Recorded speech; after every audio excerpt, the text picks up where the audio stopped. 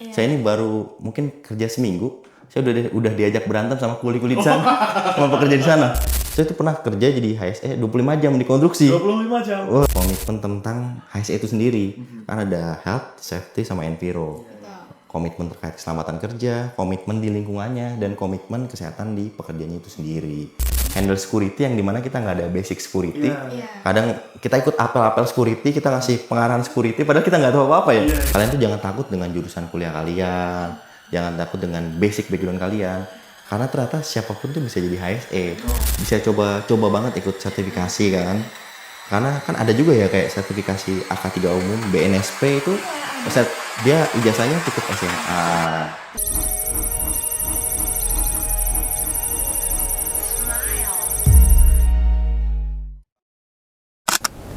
Halo Garuda Crew, kembali lagi di podcast Meet the Alumni. Sekarang kita kedatangan tamu lagi nih Pak, narasumber yang keren banget, alumni Brawijaya, alumni ITB. Nah tuh, alumni ITB nih, mas-mas Jawa ternyata. Jawa Pride. Bagus di Jawa. Oke, kita kedatangan narasumber yang berasal dari Jawa, dari mana tadi? Nganjuk, dari Nganjuk. Bergerak di teknik lingkungan juga dan berpengalaman kurang lebih 4 tahun sebagai HSE. Nah, langsung aja kali ya Pak, kita kenalan tanpa lama lagi. Boleh langsung memperkenalkan diri. Halo semuanya, ada sebutannya nggak? Garuda Crew. Garuda Crew, halo. Perkenalkan saya Ricky Fareza. Saya praktisi HSE kurang lebih 5 tahun. Oh, udah 5 tahun, oke. 5 tahun. Sebelumnya saya bekerja awal-awal di konstruksi, kemudian di pertambangan, dan terakhir saat ini saya bergerak di bidang manufaktur, industri cat. Gitu. Mungkin singkatnya gitu aja ya. Iya. Berarti pertambangan dulu, konstruksi dulu, pertambangan, manufaktur. Tapi berarti sebelumnya bukan HSE ya? Di HSE. Oh, sudah di HSE. Dari awal sudah HSE. HSE baru ke enviro. Tapi dengan jurusannya? Nggak masalah ya? Jurusannya apa tadi? Teknik lingkungan ya? Oh. Tapi kok tertarik ke HSE kenapa tuh? Karena dulu ngeliat banyak alumni ya, saya ngeliat alumni itu banyak yang ke HSE nih, dan kayaknya prospeknya lumayan lah. Kita coba buat ikut sertifikasi, terutama di Garuda ya. Sebut tuh. Sertifikasi terbaik di Indonesia. Ya dulu saya ikut pas zaman COVID ya, jadi baru lulus mungkin sekitar 1 bulan nunggu wisuda ya. Saya ikut AK3 konstruksi. Dulu masih batch 30-an ya, 37. Kemudian nggak lama itu sertifikatnya belum turun, itu udah langsung dipanggil kerja waktu itu. Oh, keren. Berarti sambil nunggu wisuda ya? Nunggu wisuda, kemudian ngisi waktu ngambil sertifikasi, malah itu jadi jalannya gitu. Wah, biasa. Bagus. Oke, tapi kalau misalnya di teknik lingkungan gitu ya, terus tiba-tiba ke HSE, agak shock nggak sih Mas? Mungkin shocknya di safety-nya kali ya. Karena kita udah belajar tentang lingkungan nih, tapi mungkin safety masih minim. Tapi karena itu ya saya belajar di sertifikasi. Selama waktu itu 1 minggu. Akhirnya mulai paham lah terkait safety-nya bagaimana. Tapi tinggal diaplikasikan di lapangan aja. Oke. Tapi nggak tertarik ke teknik-teknik lain? Emang dari awal cita-citanya mau emang kepikiran ke lingkungan, atau kan teknik banyak ya Pak Andika ya? Ada mesin, industri itu. Kenapa tiba-tiba ke lingkungan nih? Nah, saya sendiri tuh sebenarnya malas berhitung ya, malas hitung-hitungan gitu kan.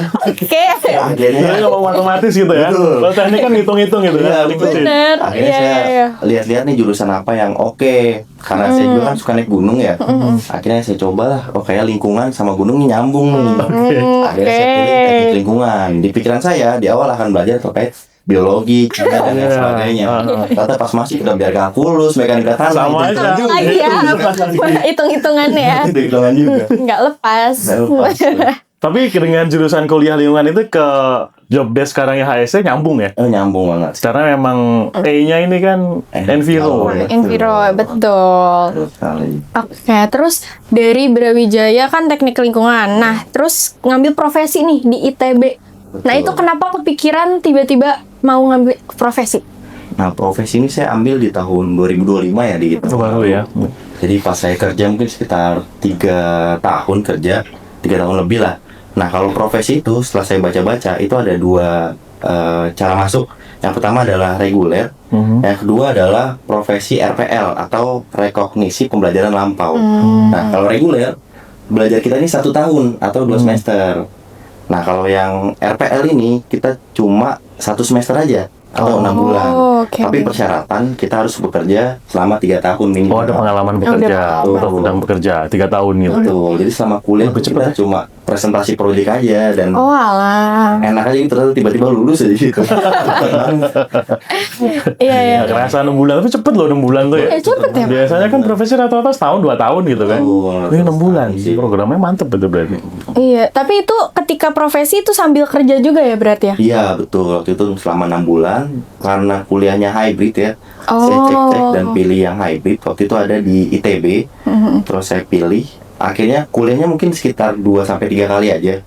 1 minggu. Yang offline. Oh, yang offline ya. Selama 6 bulan itu. Iya. Oh, iya. Wah, enak ya. Sambil bekerja kan, full kerja kan. Iya, sisanya kita dikasih tugas dan presentasi project aja sih. Kira-kira project apa nih yang pernah kita kerjain.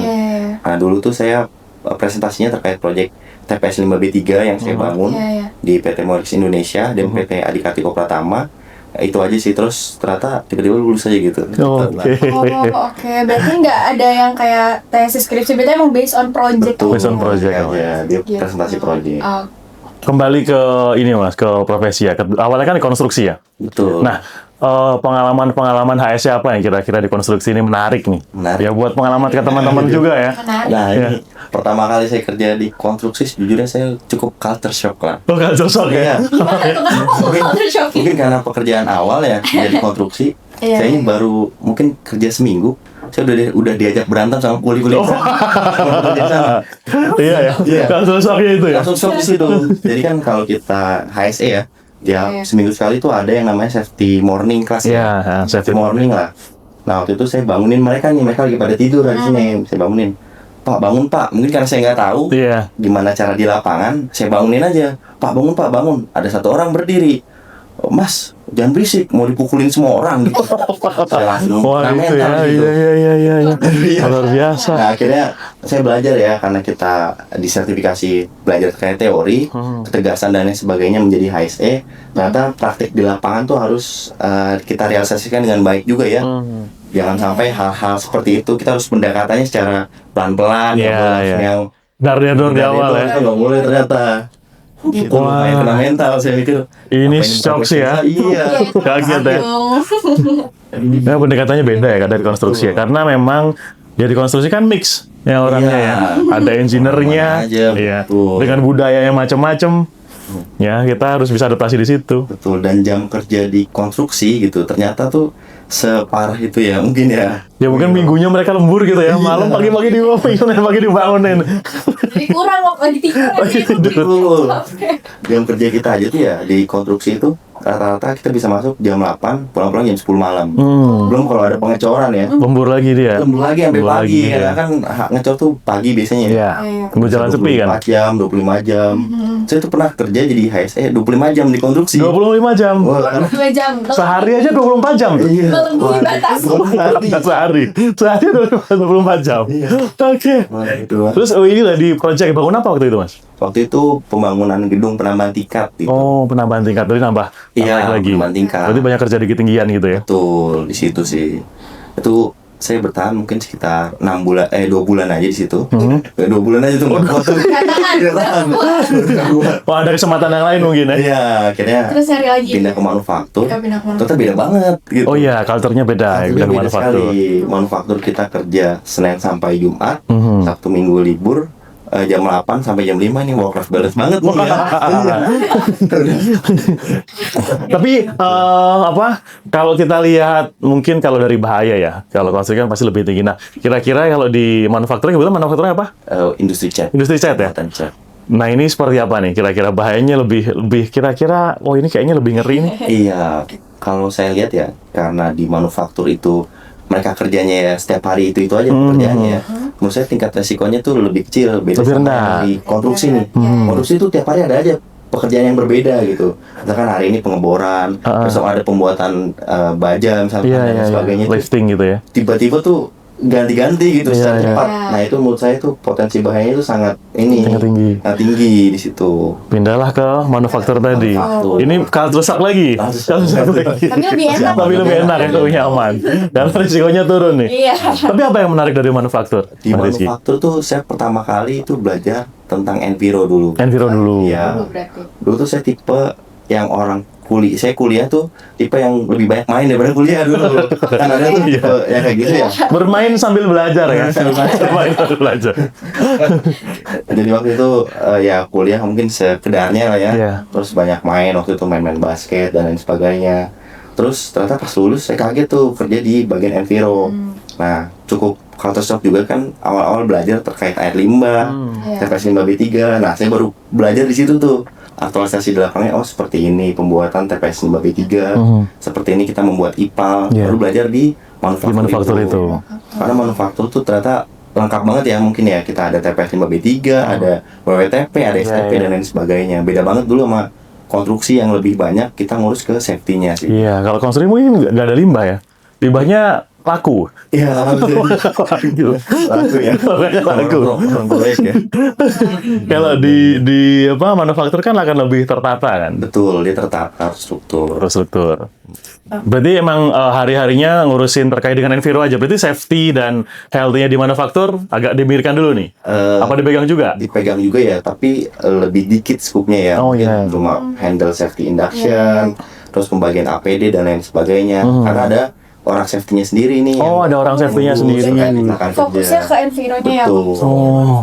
Kalau di konstruksi, all for one for all. Ya, bener. Tulisin semuanya gitu ya. Tulisin semua. One for all. Di mana pun bisa-bisa. Health safety-nya ada sendiri. Pasti megang Enviro-nya. Gitu. Nah, Enviro-nya pernah case apa itu, Mas? Kan biasa IPAL tuh agak rumit ya, dan memang tricky ya. Benar-benar. Nah, dulu saya di PT Moilex ya. Moilex. Memang lagi transisi ya perusahaan. Jadi mereka ini dulunya di Jakarta, pindah ke daerah Cikande. Daerah Cikande. Kawasan industri ya? Betul. Waktu itu di tahun 2021 karena transisi itu kita cukup banyak ngurusin perizinan dulu ya. Kalau kita mau membangun sesuatu, IPAL dan lain sebagainya. Yang pertama kita uruskan adalah izin IPAL-nya dulu dan lain sebagainya, perteknya itu dulu. Terus baru kita bangun IPAL-nya sesuai atau tidak gitu kan. Nah itu cukup challenging di situ sih. Berarti ngurusin perizinan juga? Hanya support data sih. Support data. Karena ada konsultan yang fokus di sana. Gitu. Oke. Ngomong-ngomong soal IPAL tuh Mas tadi, pernah nemuin gak sih perusahaan yang kan sekarang banyak ya Pak ya kayaknya yang nakal. Contohnya iya.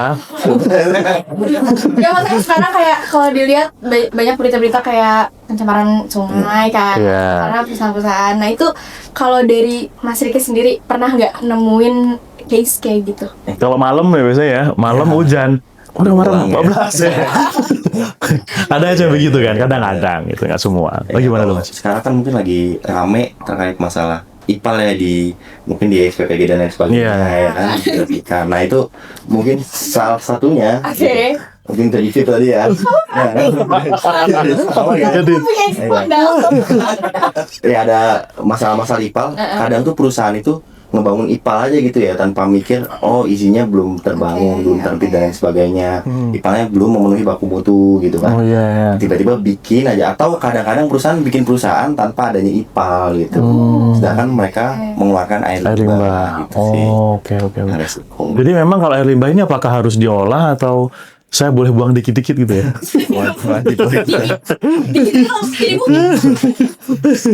Gimana tuh Mas? Wajib ya? Benar. Untuk air limbah sendiri kan pasti kan kita harus tahu dulu nih inlet yang mau kita buang tuh apa ya. Pertama kali kita cek dulu inletnya apa. Kandungannya apa aja gitu ya. Misalkan industri makanan, misalkan minyaknya tinggi, berarti di IPAL nanti kita harus ada grease trap. Misalkan apanya tinggi ya, chemical BOD-nya tinggi, kita harus buat ini. Seperti itu sih. Jadi kita harus tahu karakteristik limbahnya dulu. Kemudian setelah itu berarti harus cek lab dong ya? Iya, harus dicek lab dulu. Gitu. Setelah tahu baru nanti saya mau pakai IPAL caranya apa nih? Di sana pakai apa Mas metodenya? Ini boleh ini nggak sih? boleh teknis ya. Iya, Bapak ya? iya sih. Nggak apa-apa. Kalau boleh di gampang. Mungkin ini aja, mungkin Sedikit aja kali ya. fisika, kimia atau apa Iya. gitu ya. Kan ada fisika, kimia dan biologi ya. Oh, ada biologinya juga ya? Iya, kebetulan kita pakai semuanya. gitu kan. Oh, oke. Dari fisika, kimianya kita pakai chemical, ada PAC dan caustic soda. Itu biasanya dipakai ya, ada tawas. Iya, caustic. yang standar ya. Iya. Nah, terus kemudian kita masuk ke bakteri untuk menurunkan BOD dan COD-nya. Oh, BOD dan COD. Wah, apa tuh BOD dan COD? Iya, ada BOD, biological oxygen demand, COD, chemical oxygen demand. Oh, apa itu Mas? Istilah Katanya coba catch and delivery. COD soft. Itu kandungan chemical yang ada di dalam air limbah. Air limbah yang tadi. Oh, itu Yang harus kita diturunkan. Turunkan gitu. Gitu. Nah, kadang masalah di IPAL ini kan air yang masuk ini kan kita kan jalan terus ya operasional ya. Betul. Ada aja kendala. Ntar chemicalnya habis lah. Benar. Entah itu gagal proses lah. Nah, pernah nggak Mas kejadian seperti itu, Mas? Pernah waktu itu kita kehabisan chemical. Kehabisan chemical, karena produksi kan nggak bisa berhenti kan? Betul. Nggak produksi jalan terus, nah kita IPAL babak belur nih. Benar. Nah, gimana tuh kira-kira tuh? Waktu itu misalkan stok chemical kita tinggal sedikit ya, saya di PT Mobilex tuh. Untungnya kita masih ada stok di Jakarta. Oh, Masih aman. Masih Iya, aman. akhirnya kita kirim lah dari Jakarta pakai mobil untuk ke Cikanang. Oh. Akhirnya saya belajar dari situ, apapun itu misalkan kita harus melakukan penyetokan terlebih dahulu. Kayak APD kan juga kita harus cek stok dulu Iya, kita sama kekurangan APD. itu. Karena penting juga tuh teman-teman ya di situ. Tapi Mas, kalau misalnya tadi lebih susah nih ngejaga keselamatan pekerja atau menjaga perusahaan yang taat akan regulasi lingkungan, lebih susah mana sih? Lebih susah apa tadi? Lebih susah menjaga keselamatan pekerja nih, atau lebih susah ngejaga perusahaan yang tetap patuh regulasi ke lingkungan? Oh, kalau menurut saya itu lebih susah yang menjaga keselamatan pekerja ya. Karena beberapa case di perusahaan saya sebelumnya, memang perusahaan ini sudah taat mungkin ya. Saya dari regulasi gitu ya, Iya, regulasi saya sudah taat. pernah menemukan case perusahaan yang dia itu susah dari regulasinya. Beberapa perusahaan saya sebelumnya ini, untungnya alhamdulillah ya.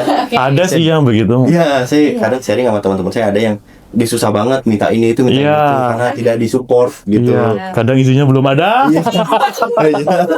Gitu. Karena mungkin saya belum pernah nemuin case kayak gitu ya, tapi ngeliat teman-teman saya yang struggling dengan case seperti itu, sepertinya tuh cukup challenging dan susah. Iya. Iya. Jadi lebih kalau di Mas Rizky tadi lebih susah untuk jaga keselamatan pekerjaannya, karena emang hari-harinya itu ya. Emang hari-harinya di situ sih. Nah, kalau dari tadi pernah ngambil sertifikat, banyak juga sih Mas Riki ya ngambil sertifikatnya. Nah, itu kalau dari Mas Riki sendiri, gimana sih pengalaman ketika ngambil sertifikasi di Garuda tuh? Lebih ke apakah kayak seru juga atau gimana? Hannes review lah Iya. pengalamannya. Oh, ada beberapa sertifikat di Garuda ya? Betul. Maksudnya setelah saya ikut beberapa sertifikasi ya, selain dari Garuda dan dari lembaga lain, Iya. Garuda ini trainernya cukup oke lah. gitu kan. Asik. Siapa tuh? Siapa tuh? Langsung. Iya. Dia kan cukup lebih fun lah dibanding yang lain. Kadang itu yang kurang, saya menemukan beberapa sertifikasi. Ada kadang yang trainernya itu galak gitu kan. Nah, gimana orang itu bisa menerima itu gitu. Oh iya, kalau di sini fun tapi masuk gitu ya? Iya, alhamdulillahnya dapat yang tegas tapi fun lah. Ini bisa balance di situ pengalamannya. Oke, tapi seberapa penting sih Mas investasi diri lewat sertifikasi? Menurut Mas Riki? Menurut saya tuh penting banget ya Mbak ya. Penting banget. Sangat penting untuk kita ikut sertifikasi karena saat interview itu akan jadi nilai jual kita. Oh, Gitu. oke. Kita bisa menjual di HRD ya. Kita pernah ikut sertifikasi ini, sertifikasi itu. Karena tanpa kita sertifikasi kadang kita kalah tuh sama orang-orang yang sudah ikut Ya, sudah sertifikasi. Oh, oke. Ya, maka dari itu saran saya tadi ya. Ketika nanti teman-teman ada gaji atau lain sebagainya, investasikan sedikit untuk ikut sertifikasi lah. Kalau memang mau di HSE. Karena memang ini ya, dunia kesempatan bekerja semakin susah ya, lebih challenging ya. Saingannya banyak, Keringannya banyak sekarang. lapangan kerja Aduh. Banyak, insya Banyak juga. Allah. Oh, banyak. Ya banyak ya.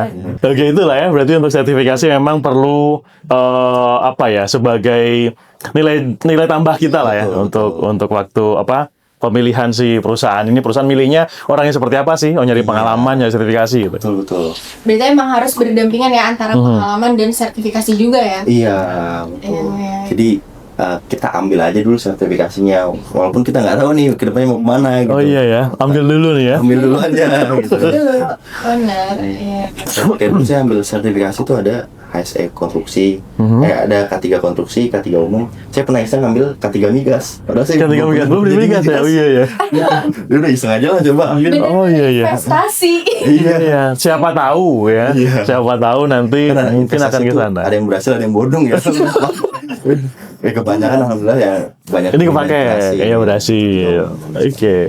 Kalau dari Mas Riki nih, kan orang-orang masih banyak yang bingung juga nih, kadang nanya HSE tuh kayak gimana sih, HSE tuh apa sih? Nah, dari Mas Riki sendiri deh, kalimat yang menggambarkan HSE, dunia HSE. Satu kalimat atau gimana nih? Boleh satu kalimat yang menggambarkan dunia HSE. Kata-kata hari ini. Kata-kata hari ini. Oke. Kalau HSE mungkin satu katanya itu komitmen. Ya. Oke. Kita harus menghandle komitmen tentang HSE itu sendiri. Kan ada health, safety, sama enviro. Iya ya.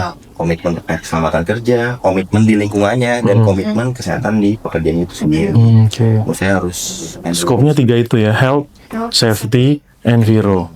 Semua punya apa nih? Punya skop masing-masing. Betul. Ya, Mana yang harus health-nya dulu gitu ya? Iya. Mana yang harus enviro dulu?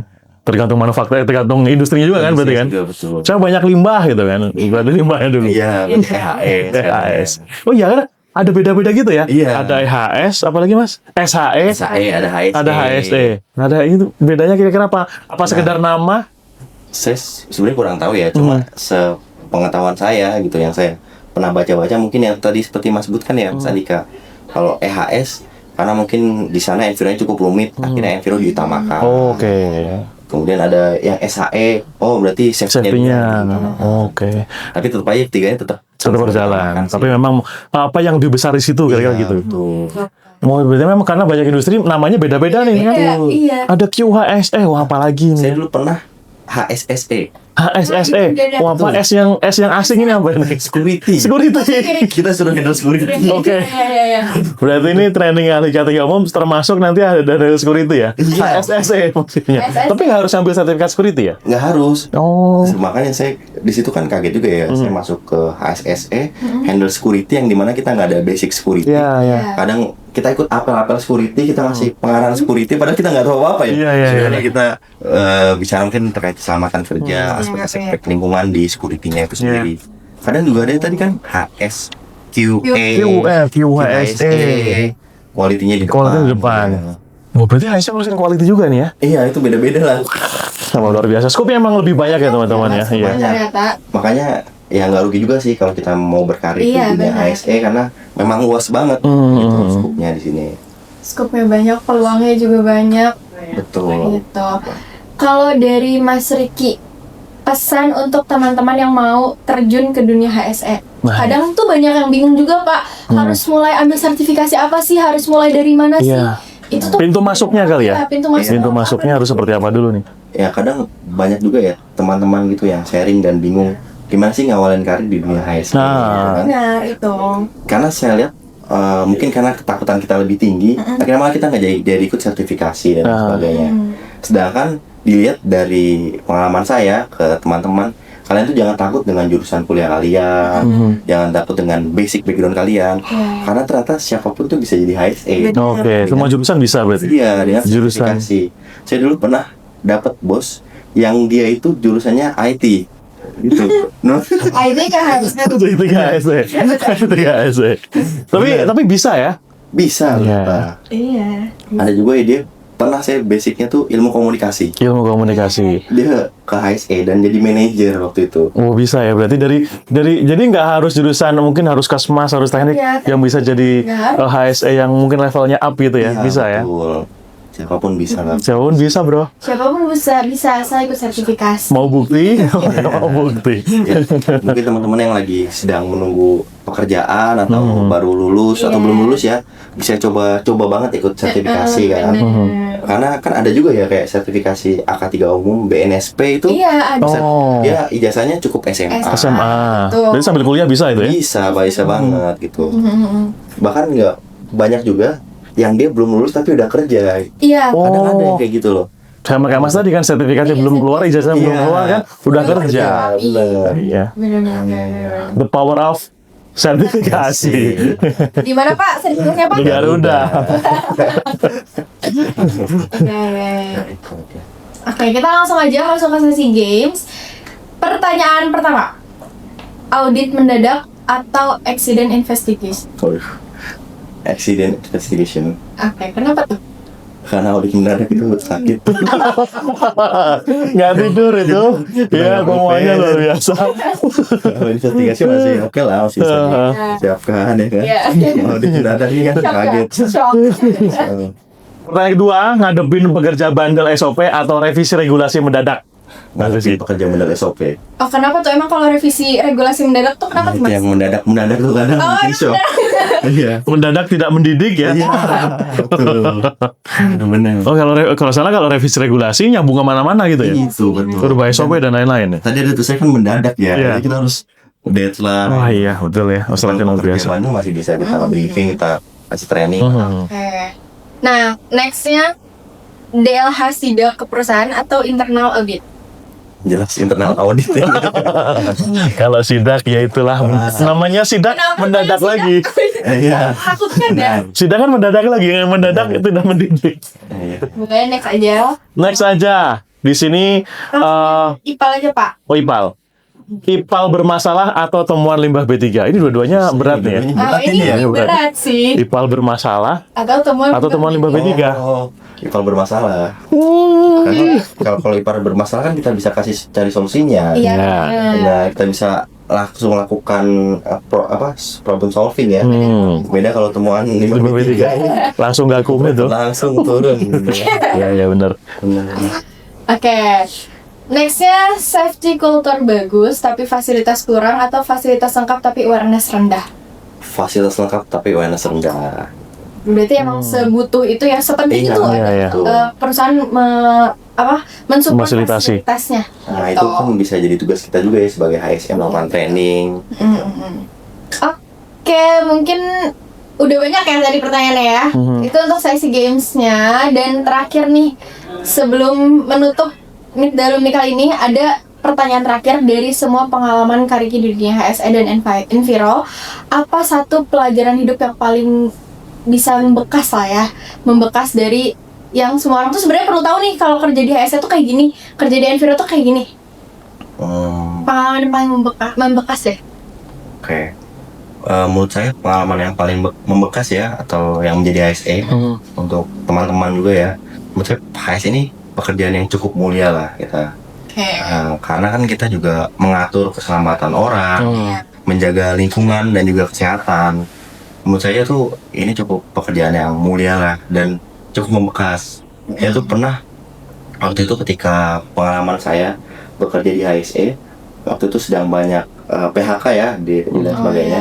Nah, waktu itu karena saya butuh tim Enviro, akhirnya saya masukkan tim di situ. Di saat yang lain tuh banyak pemecatan, saya masuk udah sini aja ke Enviro karena memang kita banyak butuhnya. Nah, dari situ pas saya mau resign dibilang, "Pak, terima kasih banyak ya udah menerima saya di sini. Kalau mungkin Bapak nggak terima, saya nggak tahu mau kerja apa gitu." Nah, hal-hal kecil seperti itu kan jadi hal mulia ya untuk kita. Bisa nolong orang ya. Iya, bisa nolong orang, kita menjaga lingkungan juga. Kita dia belajar terkait pengelolaan sampah yang orang yang awalnya belum tahu, akhirnya jadi tahu pengelolaan sampah seperti apa tuh, jadi berkesan sih. Oke. Oke, mungkin itu tadi menjadi penutup ya. Ternyata pekerjaan sebagai HSE itu sangat mulia ya Pak ya. Bisa nolong orang. Terus juga penting banget tadi sertifikasi dan pengalaman itu bisa berjalan berdampingan. Iya. Pengalaman banyak tapi sertifikasi juga tetap diperlukan gitu. Oke. Sudah cukup. Sudah cukup ya. Sudah banyak cita-citanya. Sudah banyak. Dari mulai di tambang ya, kemudian cerita lagi di konstruksi, Iya. cerita lagi di manufaktur ya, apalagi manufakturnya very high risk. Karena berkaitan dengan limbah B3-nya banyak sekali pastinya kan. Iya, banyak. Oke, ini mungkin ini ya teman-teman ya, banyak yang bisa kita bagi ya dari Mas Rizky juga, banyak yang bisa disampaikan buat pelajaran ke teman-teman juga nanti ke depannya mau seperti apa, ke depannya mau ambil sertifikasi apa, di lapangan kayak gimana gitu ya. Nanti bisa dapat apa ya, pandangan lah, jadi teman-teman nanti nggak bingung. Gitu ya Safa ya. Iya betul, dan jangan khawatir, semua jurusan itu bisa masuk ke HSE. Nah, oke, betul. Gitu. Oke, mungkin sekian untuk Meet the Alumni kali ini. Kita udah seru-seruan bareng. Sampai bertemu di Meet the Alumni episode selanjutnya. Saya Safa Host Magang 1. Saya Andika Sumayang 2. Izin pamit undur diri. Terima kasih.